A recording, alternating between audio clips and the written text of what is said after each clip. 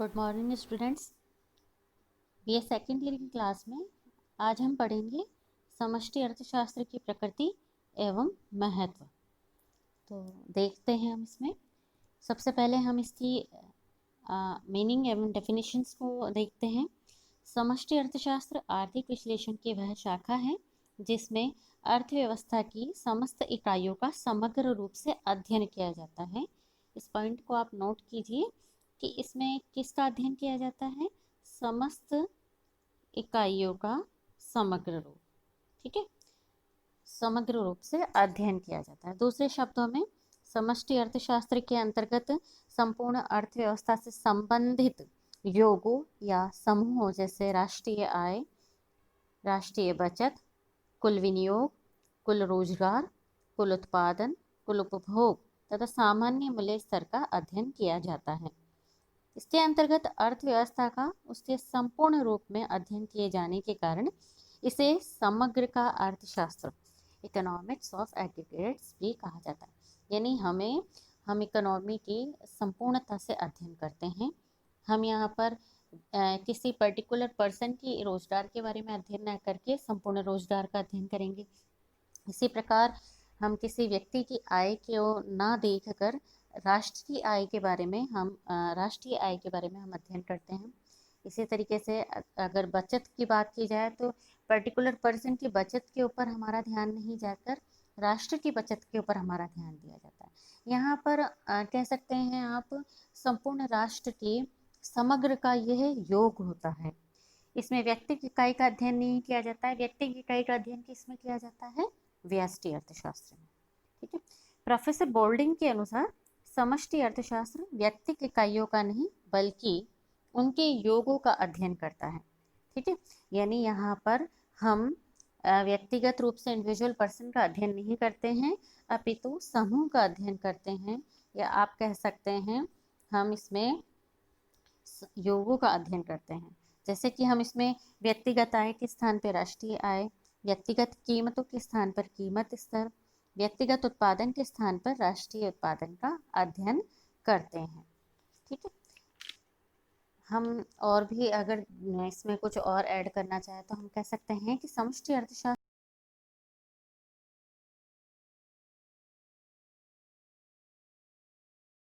आय है। इसे सामग्रीकृत अर्थशास्त्र भी कहते हैं।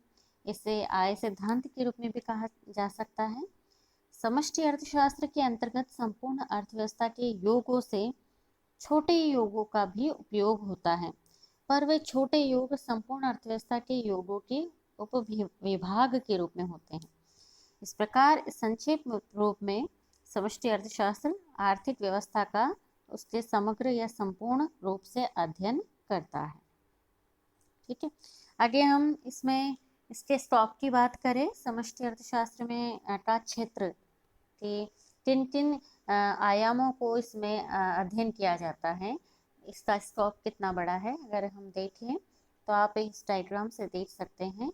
जैसे कि हम इसमें अध्ययन करते हैं वह है आय व रोजगार का सिद्धांत, चूँकि इसके अंतर्गत आय व रोजगार के स्तर का निर्धारण कैसे किया जाता है, निर्धारण से संबंधित समस्याएं, निर्धारक तत्वों का विश्लेषण किया जाता है।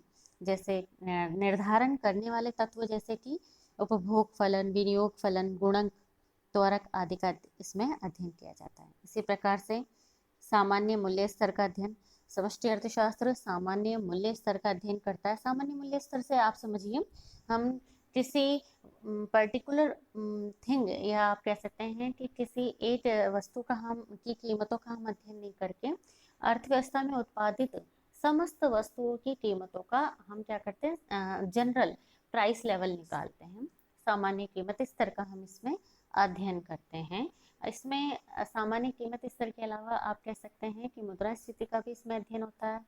मुद्रास्फीति, अविस्फीति, अपस्फीति, संस्फीति, ये सभी इसमें अध्ययन किए जाते हैं। नेक्स्ट है आर्थिक विकास का सिद्धांत।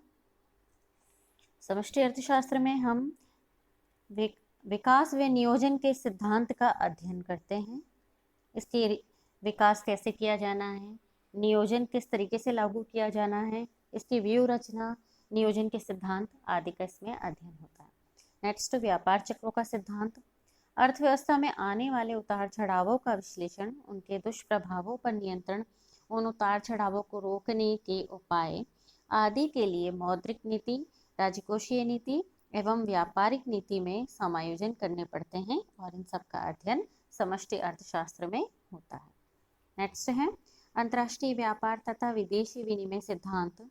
इसमें हम अंतर्राष्ट्रीय व्यापार के सिद्धांत, व्यापार की शर्त, विदेशी विनिमय दरों का निर्धारण, विनिमय दरों के उतार चढ़ाव का विश्लेषण, विदेशी विनिमय नियंत्रण आदि समस्याओं का अध्ययन इसमें करते हैं। नेक्स्ट है मुद्रा व बैंकिंग का सिद्धांत। चूंकि अर्थशास्त्र में के क्षेत्र में मुद्रा व बैंकिंग के सिद्धांतों का भी समावेश होता है। इसके अंतर्गत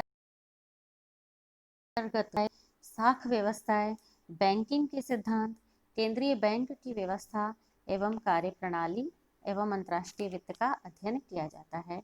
नेक्स्ट है राजस्व का सिद्धांत। इसके अंतर्गत हम अधिकतम सामाजिक कल्याण की दृष्टि से सार्वजनिक व्यय, आय तथा सार्वजनिक ऋणों से संबंधित सिद्धांतों का विश्लेषण करते हैं।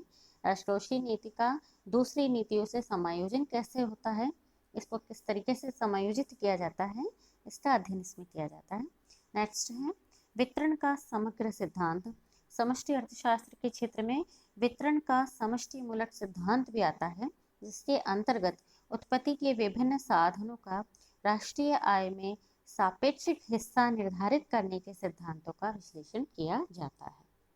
तो ये सभी क्षेत्र हैं जिसका हम माइक्रो इकोनॉमिक्स में अध्ययन करते हैं। आगे हम इसकी शाखाओं की बात करें।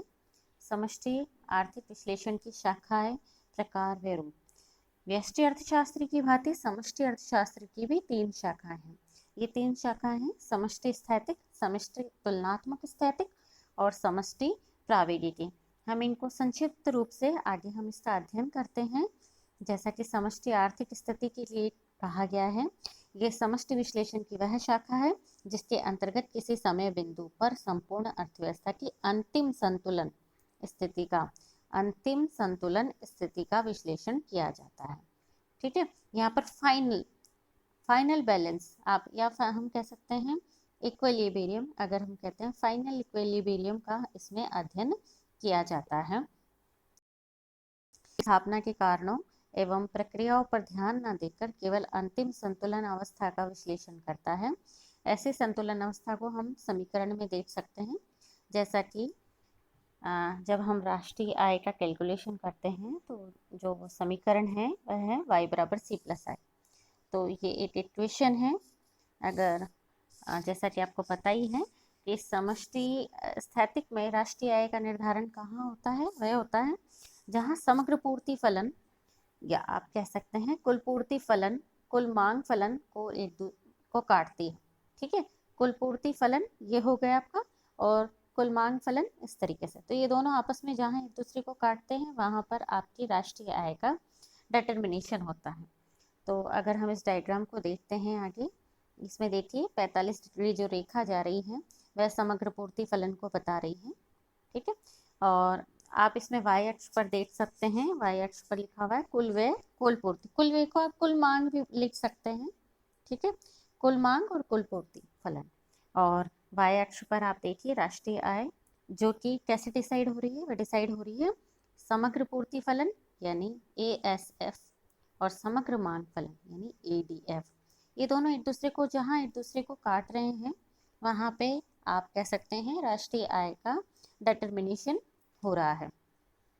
यहाँ पर हमें देखने से पता चलता है कि C+i जो कि समग्र मांग फलन है, ये समग्र पूर्ति फलन को E पॉइंट पे इंटरसेक्ट कर रहा है, अतः Y पे आपकी राष्ट्रीय आय डिसाइड हो रही है। तो ये क्या है, आपने फाइनल इक्विलिब्रियम का अध्ययन किया है, आपको ये नहीं पता कि हम यहाँ पर कैसे पहुँचे हैं। ठीक है, आप सिर्फ संतुलन की स्थिति का अध्ययन कर रहे हैं। संतुलन कैसा, संतुलन है मांग और पूर्ति के बीच में, कुल समग्र मांग फलन और समग्र पूर्ति फलन के बीच में हम संतुलन का अध्ययन करके राष्ट्रीय आय तक पहुंच रहे हैं। ठीक है, अगर हम इस इक्वेशन को अगर थोड़ा मैथमेटिकली हम देखते हैं तो जैसा कि आपको पता ही है कि राष्ट्रीय आय का डिटर्मिनेशन करने का जो समीकरण है वह है y बराबर c+i+g। ये c+i+g का मतलब समझिए, यहाँ पे तीन क्षेत्रीय अर्थव्यवस्था की बात हो रही है, ठीक है ना, y बराबर c प्लस आई प्लस डी। अगर मैं कहती हूँ चार क्षेत्रीय अर्थव्यवस्था की बात हो तो वहाँ पर हमें x माइनस एम यानी आयात और निर्यात माइनस आयात, ये चौथा क्षेत्र आपका हो जाता है। यानी चौथे क्षेत्र का मतलब क्या हो गया, अर्थव्यवस्था खुली हो गई है। और यहाँ पे तीन क्षेत्र हैं जो बता रहे हैं कि अभी आयात और निर्यात इसमें हिस्सेदारी नहीं निभा रहे हैं।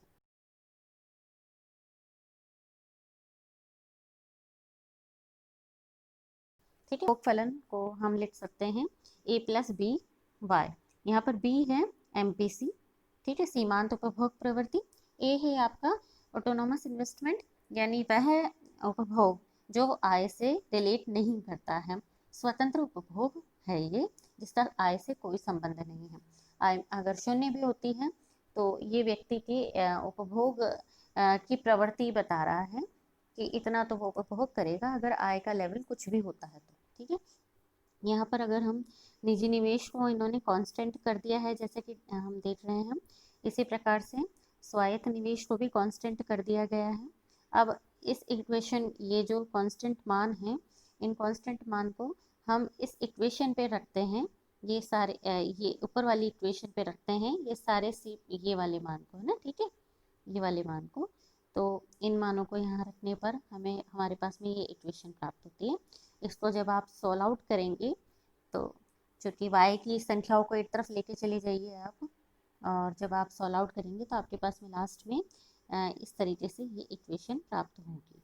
ठीक है, यहाँ पे अब अगर मान लीजिए हम उपभोग जो कि ऑटोनोमस उपभोग है हमारा, ठीक है, स्वायत्त उपभोग, मान लीजिए 50 करोड़ रुपए हो।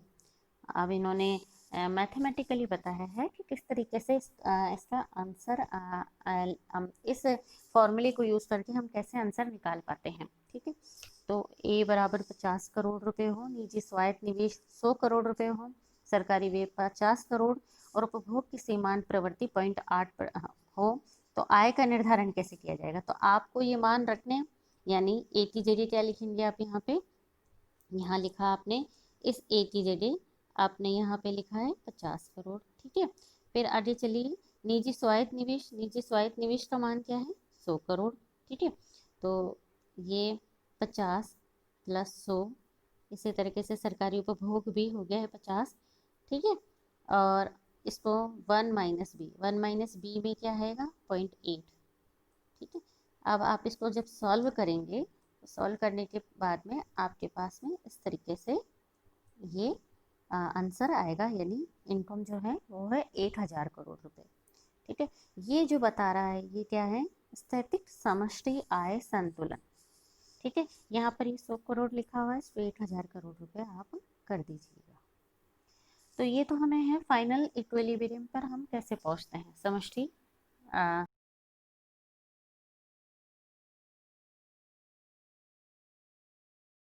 स्थैतिकी, ये समष्टि विश्लेषण की वह शाखा है जिसके अंतर्गत समष्टि चरों में परिवर्तन के परिणाम स्वरूप स्थापित दो अलग अलग संतुलन अवस्थाओं की तुलना की जाती है। यानी कि आप मैं कह सकती हूँ कि जैसे हमने समष्टि स्थैतिकी में क्या पढ़ा कि हम फाइनल सॉल्यूशन की तरफ जाते हैं, फाइनल इक्विलिब्रियम।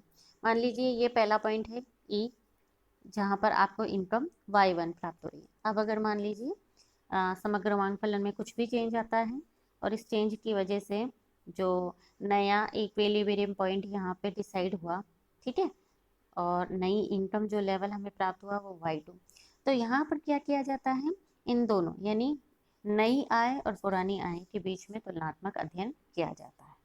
ठीक है, यहाँ पर भी हम क्या कर रहे हैं, फाइनल इक्विलिब्रियम को ही लेके बैठे हुए हैं, बस हम क्या करते हैं, तुलना कर रहे हैं इन दोनों के बीच में।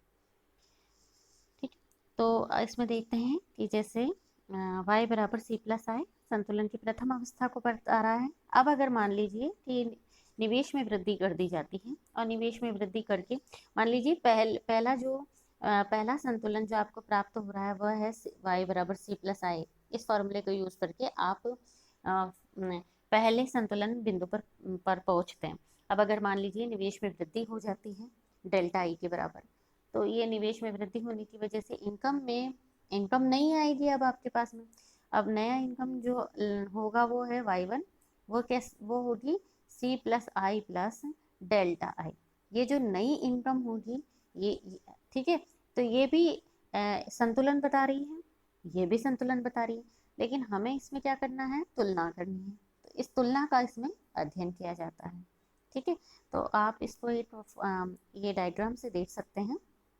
यहाँ देखिए डायग्राम पुराने वाला ही है, इसमें बस चेंज हुआ है कि निवेश में अगर डेल्टा आई की वृद्धि करती जाती है तो इसकी वजह से आप देखिए प्रारंभिक संतुलन में आप ओ वाई इनकम अर्न कर पा रहे थे, ये हमारी राष्ट्रीय आय हो रही थी। ठीक है, अब नया जो संतुलन प्राप्त हुआ, नई राष्ट्रीय आय जो प्राप्त हुई वो है ओ वाई टी। ठीक है, तो आप कह सकते हैं प्रारंभिक संतुलन है जहाँ पर आपकी इनकम y है। दूसरा संतुलन जो हमें प्राप्त हो रहा है E1, यहाँ पर YT आए हैं। तो हम E1 और E प्रारंभिक संतुलन और दूसरे संतुलन है ना, परिवर्तन के बाद का संतुलन, इन दोनों के बीच में हम तुलना करते हैं कि इस स्थिति में क्या चेंज आया। ठीक है, इसका इसमें अध्ययन किया जाता है। अब अगर जैसा कि अभी तक हमने देखा, आप इसको मैथमेटिकली भी देख सकते हैं, जैसे कि हमारा फॉर्मूला आपको पता ही है, जो हम देख रहे हैं y बराबर सी प्लस आई प्लस जी। ठीक है, इस फॉर्मूले के अंतर्गत हमें अभी तक जो इनकम प्राप्त हुई थी, लास्ट जो हमने देखा था वो इनकम थी हमारी 1000 करोड़ रुपए। ठीक है, अब अगर हम बात करते हैं कि मान लीजिए निवेश में वृद्धि हो जाती है, और निवेश में जो वृद्धि हो रही है वो डेल्टा आई बराबर 50 करोड़ अतिरिक्त वृद्धि हो रही है। तो इस 50 करोड़ की अतिरिक्त वृद्धि को आप जब मान रखेंगे अपने इसमें, तो ये जो मान आएगा ये है आपका 50 प्लस 100 करोड़। आपको याद हो स्वायत्त निवेश जो समय था, अब 50 करोड़ क्या है, ये 50 करोड़ है नया निवेश। इसके बाद में 50 करोड़ गवर्नमेंट के एक्सपेंडिचर को बता रहा है। ठीक है, अब आउट करेंगे तो आपको जो नई इनकम प्राप्त हो रही है वह है 1250 करोड़। पहले जो इनकम प्राप्त हो रही थी वह थी 1000 करोड़ रुपए। हमें ये नहीं करना, हमें ये अध्ययन नहीं करना कि हम 1000 करोड़ से 1250 करोड़ रुपए तक कैसे पहुंचे। इसमें हमें सिर्फ इतना ही अध्ययन करना है कि प्रारंभिक इनकम हमारी 1000 करोड़ है, और निवेश में वृद्धि के बाद में जो इनकम प्राप्त हुई है वह है 1250 करोड़ रुपए। तो हमें फाइनल इक्विलिब्रियम यानी अंतिम संतुलन, दो अंतिम संतुलन का तुलनात्मक अध्ययन करना है। और ये क्या बता रहा है, ये बता रहा है कि इनकम में 250 करोड़ की वृद्धि हो गई है। ठीक है, आगे हम देखते हैं समष्टि आर्थिक प्राविधिकी विश्लेषण।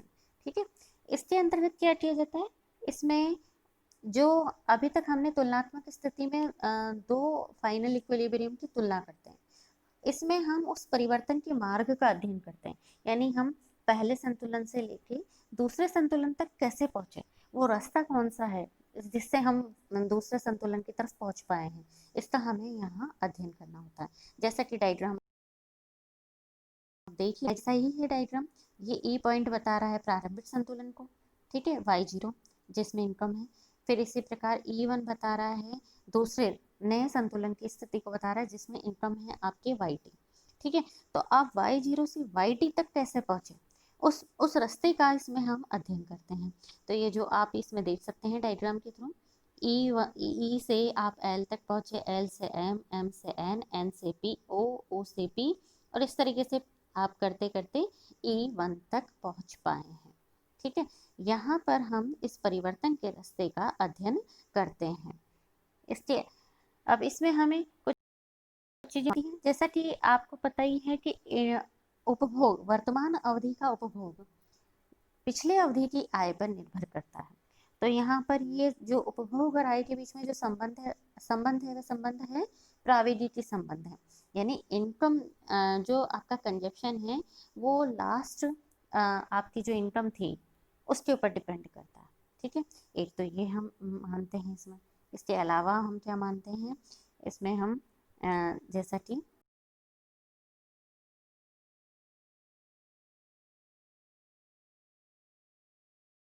में आय में होने वाले परिवर्तन का फलन है। जिसको कि सूत्र के रूप में दिखाया जा सकता है। ये सूत्र है आपका ये आई टी बराबर वी, ये जो वी आपका बता रहा है ये है त्वरक, और डेल्टा वाई है ये आपके किसी समय में हो आई में होने वाले परिवर्तन का फलन है। आई में परिवर्तन को डेल्टा वाई से यहाँ पर दिखाया गया है, जिसको हम आगे चल के वाई टी माइनस वन कर सकते हैं और इस तरीके से प्राप्त कर सकते हैं।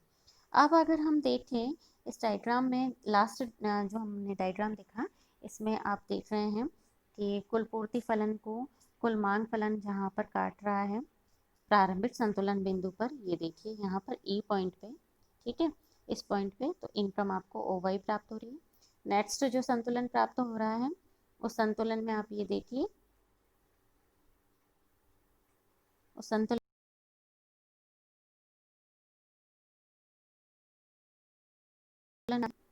तो राष्ट्रीय आय में जो वृद्धि है जो कि हम डेल्टा वाई से डिनोट करेंगे, ये डेल्टा वाई क्या है, ये है वाई टी माइनस वाई जी, ठीक है।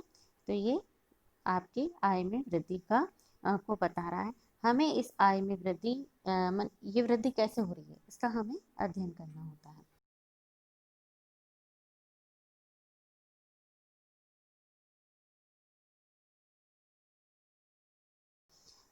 थोड़ा सा परिवर्तन होता है, वह परिवर्तन कैसे हुआ, मान लीजिए विनियोग में वृद्धि होती है, शून्य समय अवधि में विनियोग में वृद्धि होती है। विनियोग में वृद्धि कितनी हुई, आई डेल्टा के बराबर। तो ऐसे में शून्य समय अवधि में विनियोग में वृद्धि हुई आई डेल्टा के बराबर। ऐसे में पहली समय अवधि में आय में परिवर्तन होगा, वह आय में परिवर्तन आपके आएगा डेल्टा वाई बराबर डेल्टा आई, यानी आय में जो परिवर्तन हुआ वह इसके बराबर है, ठीक है। आगे अब चूंकि आय में परिवर्तन आया तो समय अवधि एक में समय अवधि से उपभोग में जो परिवर्तन आएगा यानी डेल्टा सी अतिरिक्त आय तथा उपभोग की सीमांत क्षमता के गुणनफल के बराबर होगा। जैसा कि हम देख ही चुके हैं कंजप्शन को कैसे बताया, ए प्लस बी वाई। तो यहाँ पर ये जो आय में परिवर्तन आया और वह परिवर्तन आया डेल्टा आई की तरफ से, और उसको एमपीसी से इंटू कर देंगे तो हमें उपभोग के बारे में पता चल जाएगा, ठीक है। उपभोग में वृद्धि से समय अवधि 2 में आय में वृद्धि डेल्टा वाई टू बराबर बी डेल्टा आई, ठीक है। ये पहली समय अवधि में आय में जो वृद्धि हुई है वह है डेल्टा वाई टी, दूसरी समय अवधि में आय में जो वृद्धि हुई है वह है बी डेल्टा आई। इसी प्रकार से आय में वृद्धि को इस प्रकार आय प्रजनन की प्रक्रिया चलती रहेगी जब तक कि टी अवधि में कुल मांग फलन और कुल पूर्ति फलन का संतुलन ई वन पॉइंट पर नहीं पहुंच जाता है। तो इसको हम ऐसे भी लिख सकते हैं, आय में कुल वृद्धि कितनी हुई है या कुल परिवर्तन कितना आया है, इसको हम कर सकते हैं delta I plus B delta I plus B two delta I plus B three delta I, ठीक है। ये प्रोसेस कब चलती रहेगी जब तक कि समग्र मांग फलन और पूर्ति फलन आप में ई वन पॉइंट पे नहीं पहुंच जाता है, ठीक है। स्पष्ट है कि वाई टी समय अवधि में आय के नए संतुलन की स्थापना का ई से ई वन तक का रास्ता समष्टि प्रावेगिकी संतुलन मार्ग है, जो क्रमशः ई से एल, एल से एम, एम से एन, एन से ओ, ओ से पी और इस तरीके से आगे चलते हुए ई वन तक पहुंच पाता है, ठीक है। इसको मैथमेटिकली भी देख रहे हैं इसमें, जैसा कि प्रारंभिक स्थिति में जो आय बताई गई है वह आय है y0 बराबर 1000 करोड़ रुपए। अब निवेश में वृद्धि कर दी जाती है 50 करोड़ रुपए की। इस वृद्धि से जो y1 हमें इनकम प्राप्त हो रही है yt है ना, जो लास्ट इनकम जो हमें प्राप्त हो रही है यानी पहली ई पॉइंट पे जो इनकम हमें मिल रही है वह है 1000 करोड़ रुपए। ई वन पॉइंट तक हमें इनकम मिल रही है 1250 करोड़ रुपए, ठीक है। तो ये 1250 तक हम कैसे पहुंचे, इस वृद्धि के इस नए साम्य स्तर का प्रावेगिकी विश्लेषण करते हैं तो आय में होने वाली वृद्धि डेल्टा वाई प्रारंभ में शून्य अवधि से लेकर टी समय अवधि तक जनित संपूर्ण समय अवधि की अतिरिक्त आय के योग के बराबर होगी। इसे हम फॉर्मूले में देखें तो डेल्टा वाई बराबर डेल्टा वाई वन, ये वाई वन किसके बराबर आएगा, ये होगा आपका डेल्टा आई, जो शुरुआत में आपने निवेश में वृद्धि की है। फिर डेल्टा वाई टू किसके बराबर होगा, ये होगा बी डेल्टा आई। फिर आगे चलिए आप, फिर डेल्टा वाई थ्री किसके बराबर होगा, ये होगा डेल्टा आई। इसी तरीके से ये process B T minus one delta I तक चलती रहेगी। ये जैसा कि ये नीचे आप ये देख सकते हैं। इसमें अगर हम कॉमन निकालें तो कॉमन डेल्टा आई निकल जाएगा, और फॉर्मूला हमारा I plus B two plus B three, आगे चलते हुए बी टी माइनस वन। ठीक है, इस तरीके से हो जाएगा। अब अगर हम इस फॉर्मूले का में जो मान दिए गए हैं उनको हम यहाँ पर करते हैं, तो आप ये देखिए 50 करोड़ ऑटोनॉमस आपका कंजप्शन है। एमपीसी क्या है, 0.8। ठीक है, आगे चलते हैं। पहले इनकम कितनी रही है, 8,000 करोड़। ठीक है, आगे चलिए। 100 क्या है आपका, ये आपका निवेश है, शुरुआती निवेश। अब निवेश में कितनी वृद्धि की है हमने, 50 करोड़। गवर्नमेंट एक्सपेंडिचर कितना है, 50 करोड़। तो इनकम हमें कितनी प्राप्त हो रही है पहली अवधि में। ठीक है ना, पहली अवधि में ये Y1, इस अवधि में ये जो इनकम प्राप्त हो रही है हमें 1,050 करोड़। यानी इनकम में परिवर्तन कितना हुआ है, इस 1,050 करोड़ से 1,000 को माइनस कर देंगे तो हमारे पास में इनकम में जो परिवर्तन आया वो 50 करोड़। यह पहली समय अवधि की बात है। आगे हम इसमें दूसरी समय अवधि की बात करते हैं। सेकंड अवधि में क्या स्थिति आएगी, अब आप ये देखिए, यहाँ जो पहले 1,000 करोड़ रुपए रखा हुआ था मान, ठीक है, वहां पर अब हम 1,050 करोड़ रुपए, क्योंकि नई इनकम हमारी क्या है, नई इनकम हमें जो प्राप्त हुई है वो है 1,050। ये मान हम यहाँ रख देंगे, तो ये मान रखने के बाद में इनकम हमें क्या प्राप्त होगी, 1,090 करोड़। अब आप इसको फिर इनकम में परिवर्तन को कैसे ज्ञात करेंगे, इनकम में क्या चेंज आया, 1,090 को माइनस करेंगे 1,050 से, क्योंकि Y1 में इनकम कितनी थी, 1,050। Y2 में इनकम कितनी है, 1,090। तो परिवर्तन हुआ, परिवर्तन आपका हुआ है यहाँ पर, आप इसको माइनस करेंगे तो 40 करोड़ आपकी तीसरी चौथी अवधि तक ये इस तरीके से इनकम में क्या परिवर्तन हुआ है और इस परिवर्तन की वृद्धि कितनी रही है, ये हम ज्ञात करते हैं जब तक समय अवधि में सर 1,250 करोड़ रुपए नहीं हो जाता है। ठीक है, क्योंकि आय के इस स्तर पे कुल आय व कुल व्यय में समानता स्थापित हो जाती है। तो फॉर्मूला क्या है हमारा, वाई टी बराबर ए प्लस आई कॉन्स्टेंट है, plus delta I plus G constant, 1 minus B. इस मान को आप रख देंगे तो 1,250 करोड़ रुपए आपको प्राप्त हो गए। लेकिन अब है हम कर क्या रहे हैं, हमें इसमें परिवर्तन के मार्ग का अध्ययन करना है। यानी आप 1,000 करोड़ रुपए से 1,250 करोड़ रुपए तक कैसे पहुंचे हैं, इसका हम अध्ययन कर रहे हैं सिर्फ। तो पहली अवधि में देखिए इनकम कितनी बढ़ रही है, 1,000। दूसरी अवधि में 1,050। तीसरी अवधि में 1,090। इस तरीके से ये जो अवधि है, हर एक अवधि में अब हमें क्या करना है, इनमें जो चेंज आ रहा है ना, इस चेंज का भी अध्ययन करना है, ये चेंज कितना आ रहा है। और जब हम इनको जोड़ लेंगे क्या होगा, ये हमें टोटल इनकम, या हम कह सकते हैं जो हमारा E1 पे जो हमारी राष्ट्रीय आय थी, राष्ट्रीय आय क्या थी, 1,250 करोड़, हम वो कैसे प्राप्त हुआ उसका वो हमें इसमें पता चल जाएगा। आज के लिए इतना ही, धन्यवाद।